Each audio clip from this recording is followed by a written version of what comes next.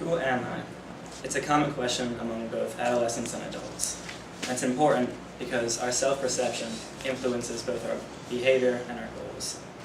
There are many different personality tests out there, but the one that I find most relevant is the Enneagram personality test. In the following minutes, I hope to explain what the Enneagram is, the different personality types it entails, and how it's used. The Enneagram test itself is comprised of 144 paired statements. So an example of a question would be, I am A, romantic and imaginative, or B, pragmatic or down to earth. After each question, a point will be added to one of 9 personality types, and at the end of the test, the type with the most points will end up being your home style.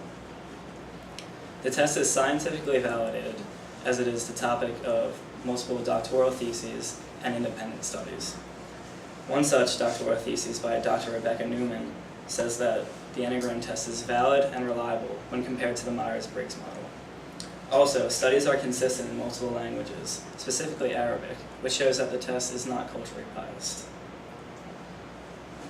Behind me, I have all the different types of the Enneagram and the Enneagram model itself. The types are based on what the specific individual is trying to avoid. So the number 9 peacemaker will be trying to avoid conflict, or the number 4 individualist will be trying to avoid ordinariness. After you take the test, you can easily find a full type profile available online, which will include your basic fears, passions, ego fixations, amongst other things. Definitely don't read this, but this just shows how complicated the Enneagram can get, because all on the left, those are all the types listed. An important facet of the Enneagram is that no type is stronger than another type, although there are 3 levels of health, or levels of development. Levels of development correspond with mental health and level of self-actualization. Behind me, I have 4 famous 3s, which is the achiever class. You can see that all 4 of them at one time were at the top of their career. Many of them still are, but the 4th one, who, for those of you who don't know, is O.J. Simpson, was suspected of murder, which makes sense based on the Enneagram model, because unhealthy 3s can become delusionally jealous of others and capable of murder in times of high stress. There are many different applications of the Enneagram system.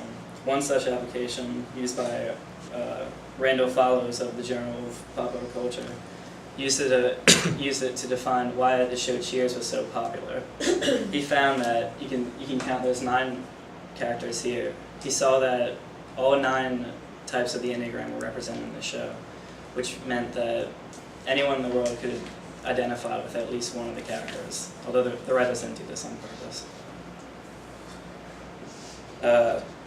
There are some other types of applications are career coaching, because obviously a number 9 peacemaker isn't going to win the same job as a number 3 achiever. Self-improvement, because the Enneagram doesn't try to define personality, but it does show what possible flaws you might have and how to fix these flaws.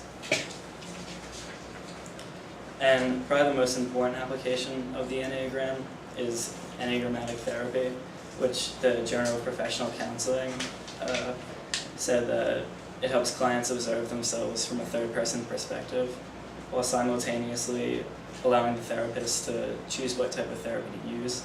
So a type 3 achiever would be more conducive to cognitive-based therapy, or a type 4 individualist will be more conducive to individual-based therapy. In conclusion, the Enneagram is just another tool to objectify personality, and can be used on the path of self-actualization by using the 9 types and 3 levels of health.